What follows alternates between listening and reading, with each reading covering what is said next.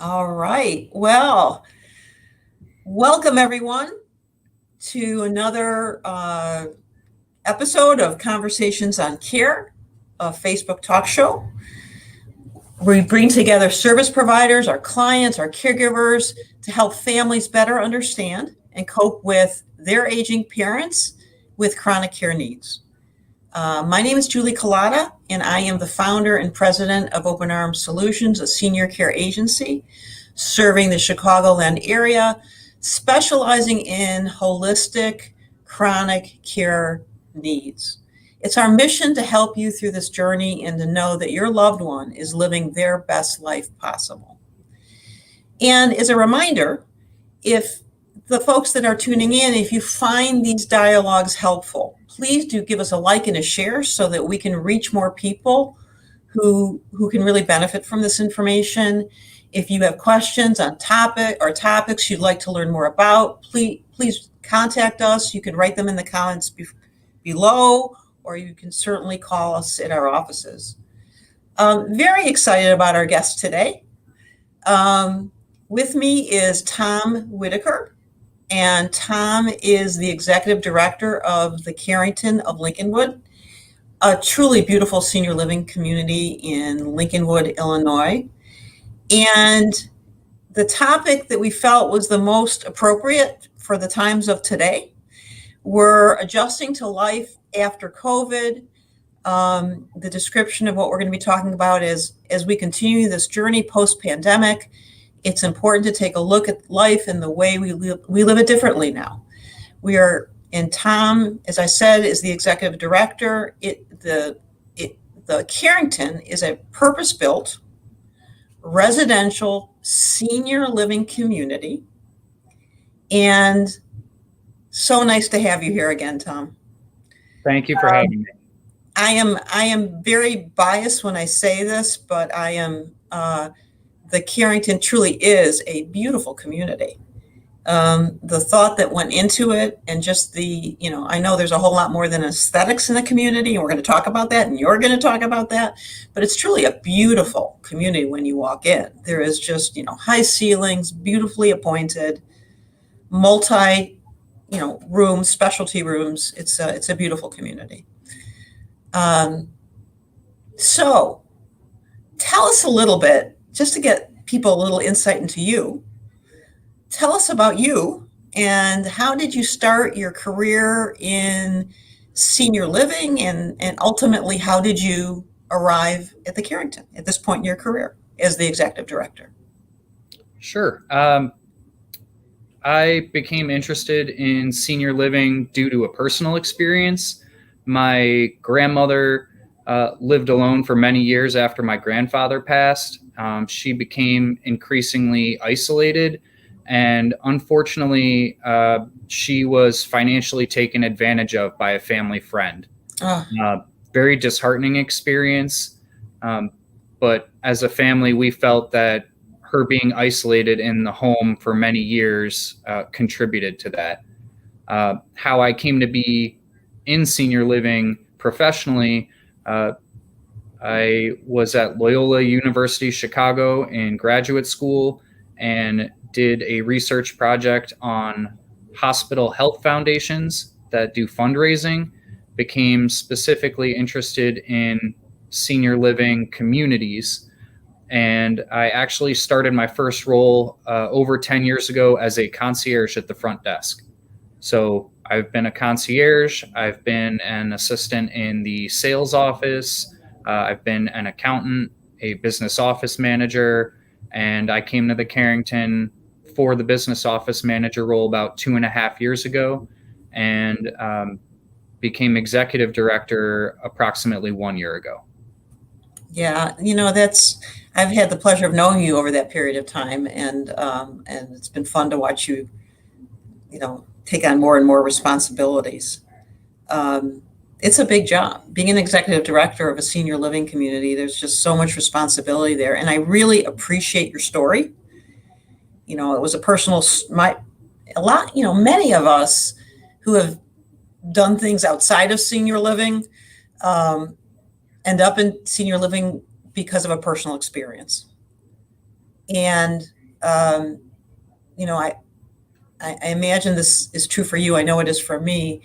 When you can have a career that is so purpose driven, and you know how important what you're doing is to change the lives of people you're helping, I can't imagine going back to what I was doing before. So we're both very, very fortunate that we're doing what we're doing. So tell us more about the Carrington. A lot of people are listening in. We're going to talk about COVID a little bit and what happened, and how you navigated things so well through COVID. But tell us a little bit more about the Carrington, because there's people listening in that have never been there. Sure. So the Carrington is located in Lincolnwood, Illinois, which is a village just north of Chicago. It's very close to Skokie and Evanston in the North Shore Chicago area. The Carrington was designed by South Bay Partners, and South Bay is out of Dallas, Texas. They've been designing communities for over 20 years. And so we have the benefit of all their experience in this next generation design. And part of that is we have 383 apartments. We have multiple levels of care. It's a rental community. So a major difference when you're talking about senior living is the Carrington is not one of those communities that has a very, very large buy-in fee. A rental community means there is a one-time community fee that's paid when you move in. It's approximately the same as 1 month's rent. And then you can rent for as long as you like. But the nice part is that we have multiple levels of care. So out of those 383 apartments, 251 are independent living. We have 44 memory care apartments. And then we have 88 apartments in our assisted living area, which includes our mezzanine program, which the mezzanine program is for adults who may have signs of cognitive changes or memory loss, but might not be exactly appropriate for a memory care setting just yet.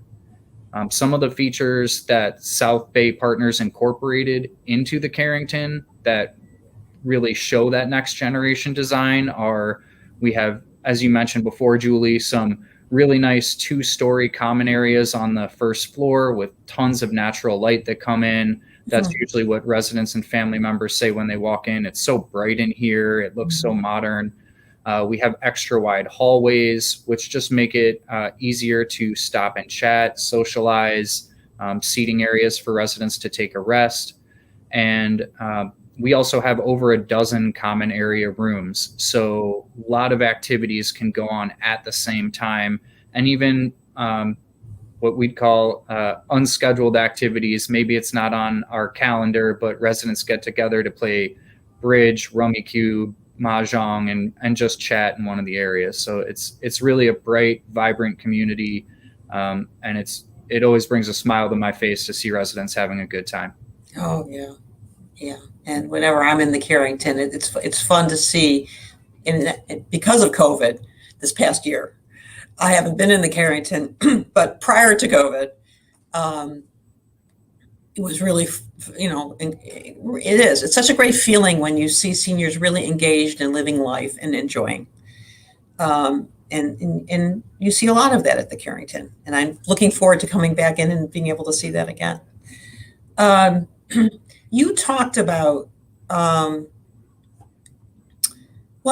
the different levels of care. So can you briefly describe what those are? I know I want to ask you a question about I know you have a very unique program called the Mosaic program that I want to ask you about. But when you think about a community like the Carrington, what are the different levels of care, and what would be an example of why someone would be in the different levels of care, or why that would be a good fit for those folks? Sure. So with independent living, residents move in, they have their apartment here, and there's a variety of resources available to them.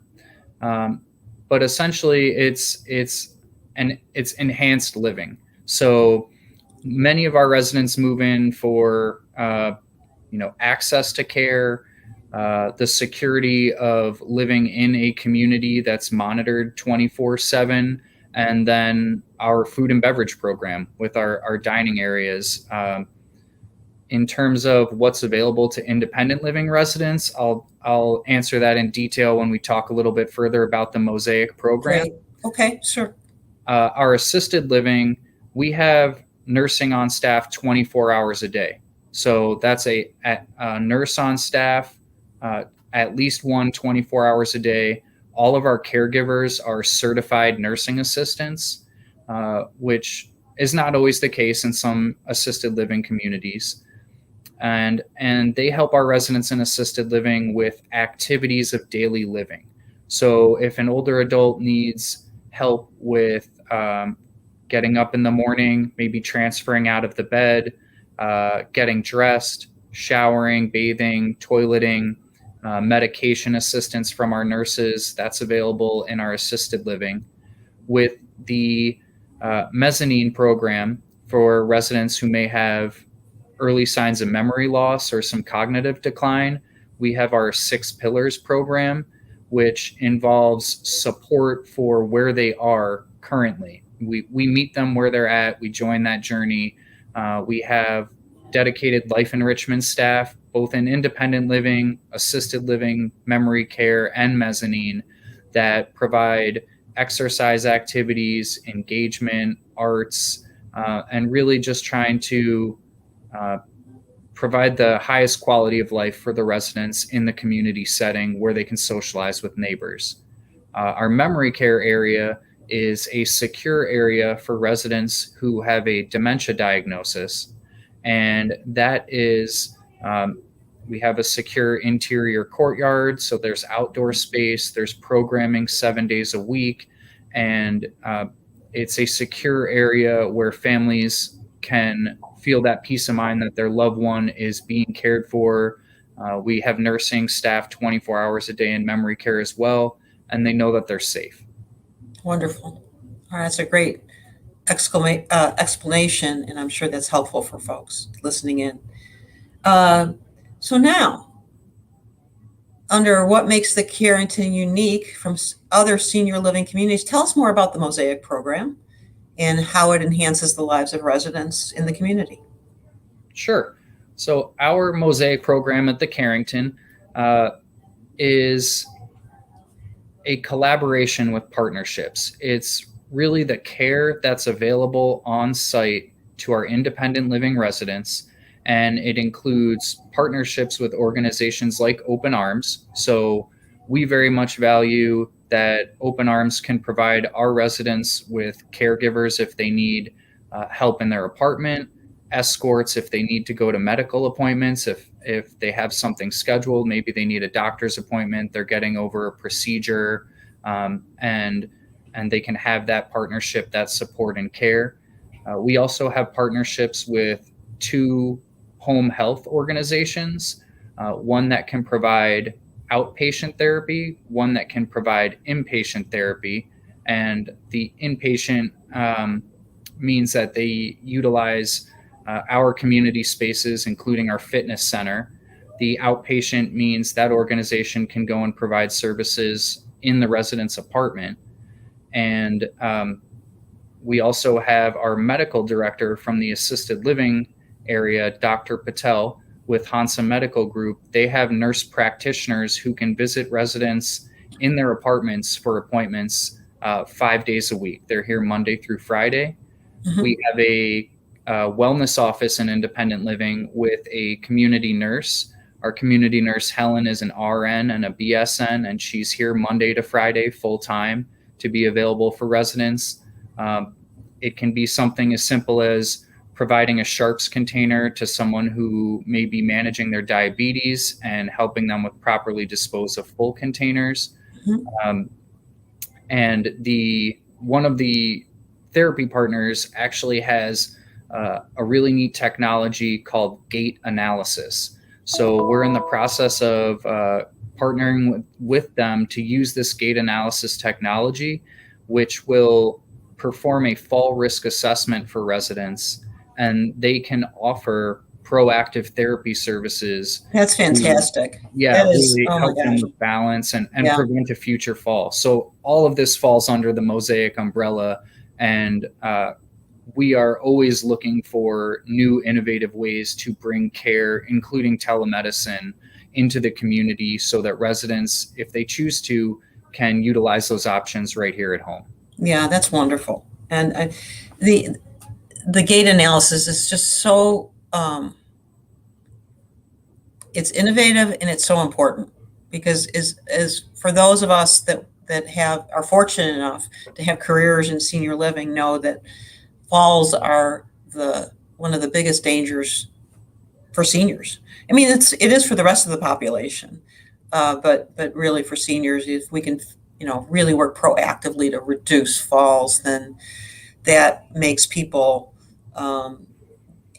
engage in life longer, healthier, happier. And some folks that are listening, I just want a clarification. The Mosaic program, by the way, is fabulous, and we are very proud at Open Arms to be part of that team.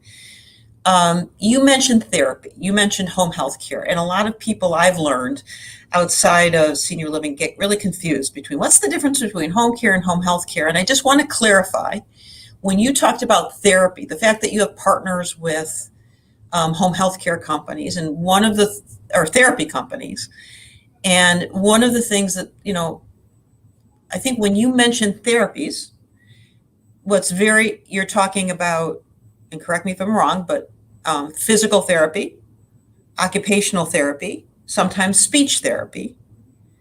And so when people come, if they've had an event and they're hospitalized and they need to get stronger, when you have a strong therapy team around them, that allows them to do that much more quickly and effectively. So, having a relationship with therapy companies that can help people, when you have an unfortunate event and you go in the hospital, unfortunately, sometimes a lot of people need to get therapy to get stronger. And the fact that you offer that, where people can do that within their, you offer teams that can do that within their apartments, or if they don't qualify for that service, allow them to have easy access outside of their apartments. So, those are wonderful resources for people to have. And I hope that was a little bit of an explanation for some folks that aren't in senior living that might not be clear what therapy is about. But the Mosaic program sounds fantastic. So when you've talked to families before, and I know you've talked to so many families, about the reasons that they ultimately, they're living their lives, and they're living their lives in maybe their single family homes outside the community, maybe in an apartment outside the community,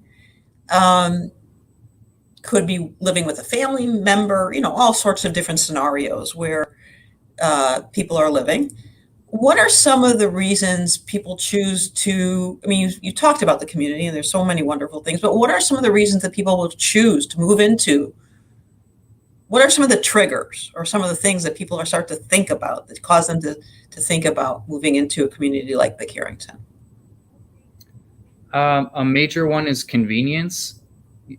You talk about older adults who have been aging in place in their homes. And for example, my parents or my in-laws, I don't want them getting up on a ladder and cleaning out their gutters. The prospect of maintaining a home can become increasingly difficult, and it's a time commitment. And when you talk about older adults who have completed their careers, they've retired, they're looking forward to enjoying their lives and having a lot more free time.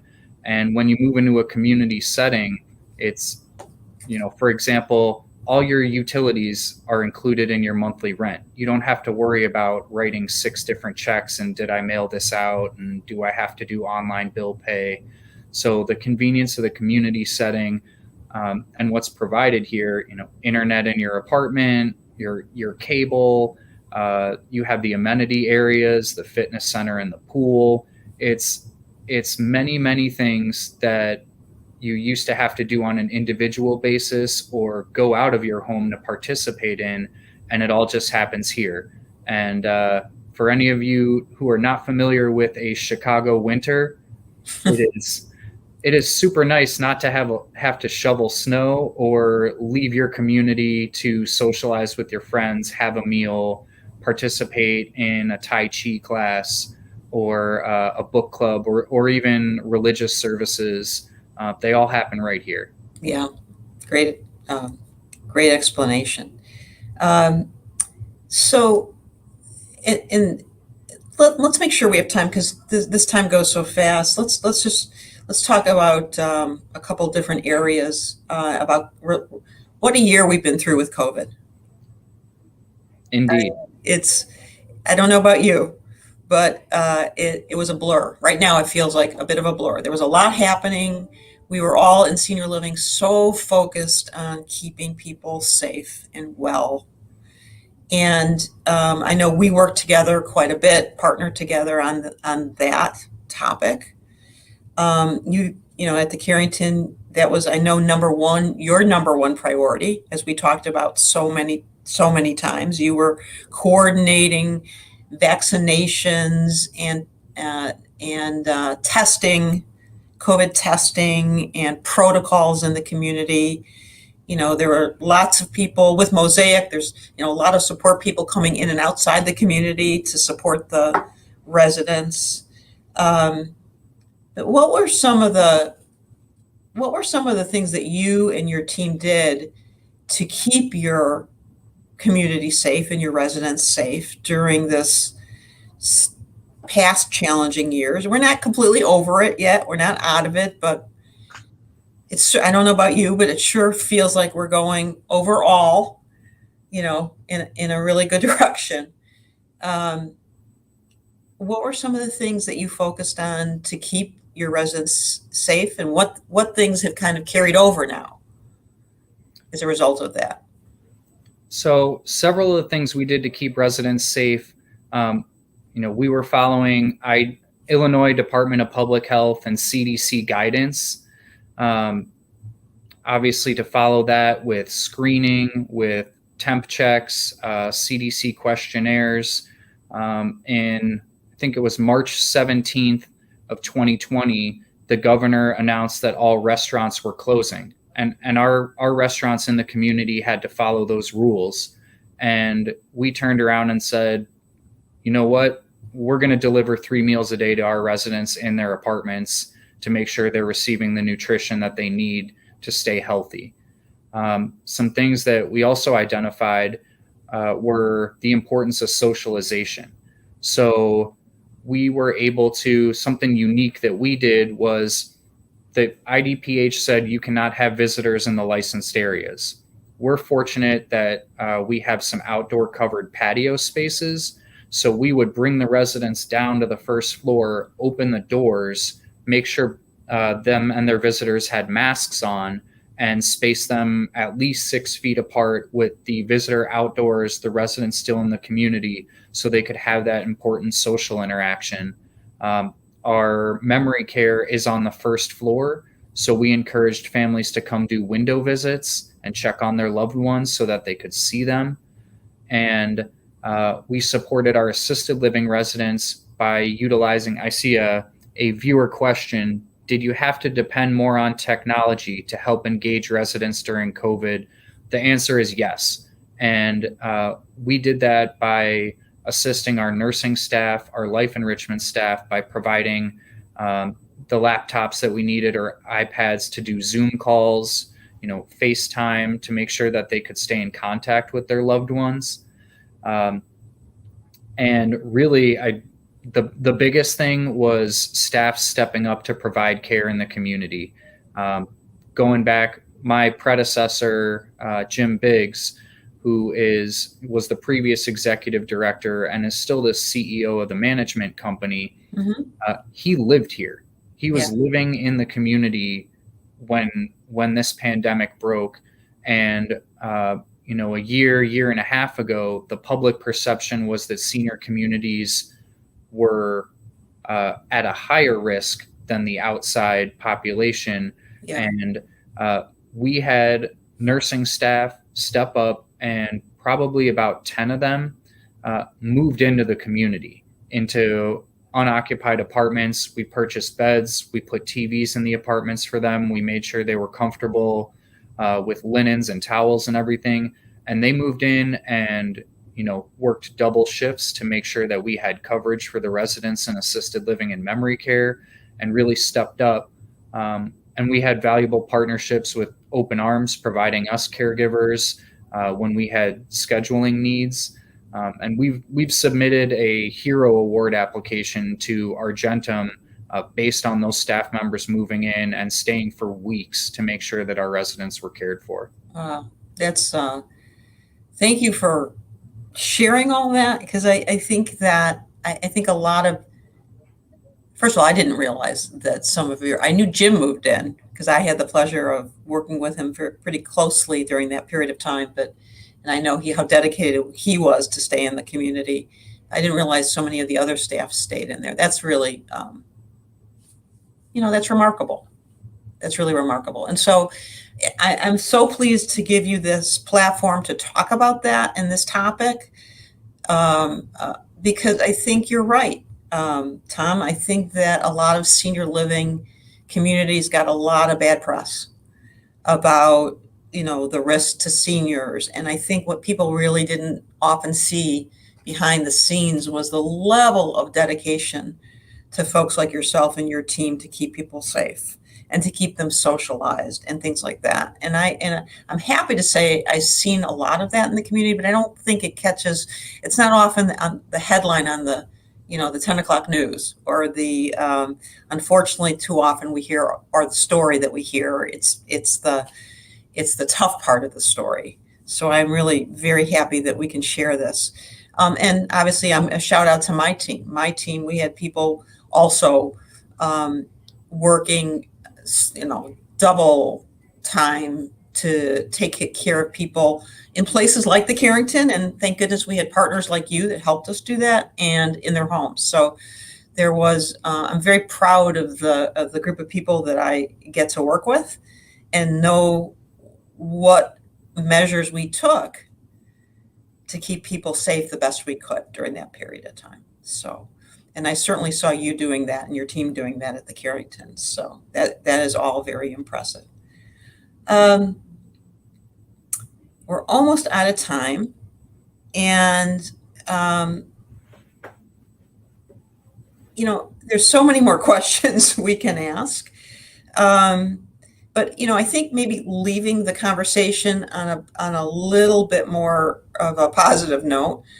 Talk a little bit about, you did a little bit already, but talk about, opportunities for residents to socialize, both inside the community and outside. Because you mentioned it, you and I both know that for all of us in our lives, but all of us as we get older, the importance of socializing to keep us engaged in life is hugely important, becomes more and more important. So can you share with everybody the kind of things that you and your team do at the Carrington to help your residents with socialization? Absolutely. For us and our residents, it was really important to continue traditions. So while we're following the guidance where we had to limit the number of residents who could be in a common area room, we were able to continue with weekly Shabbat services for residents on Friday evenings, that they could space out in our fitness center and do exercise, and just have an opportunity. Having all those common area rooms really allowed us to make opportunities for residents to socialize with each other at a safe distance in a small group. As far as I'm aware, we were perhaps the only location on the North Shore that held high holiday services for Rosh Hashanah and Yom Kippur last fall. And we were able to do that outside and use a PA system to broadcast it into several different rooms so that residents could continue those important traditions in a modified way. And I think, a testament to how residents feel about how we did and their families were a lot of positive feedback. We had near daily communications for almost a year that went out by email, delivered directly to residents' apartments, on our electronic announcement system that families could download the app for. We thought it was important to do a resident satisfaction survey during COVID, and we had an 86% resident satisfaction rating during COVID. Yeah. And maintain that. And I think a 98% resident satisfaction response to our COVID response and precautions. So the socialization is huge, and being able to offer that really helped residents get through those tough times. Absolutely, 100%. And those statistics, it is really all about client and customer satisfaction and staff satisfaction. And so to get those kind of ratings is really very impressive. Well, as I told you and mentioned before we were on the air, this will go by fast, and it went by fast. So we're out of time. I want to thank you again for joining us. I hope this was very helpful for people who are thinking about and wanted to learn more about senior living. Appreciate your time, Tom, and thanks so much for being on the program. You're most welcome. Thank you for having me, Julie. Absolutely. Have a great day.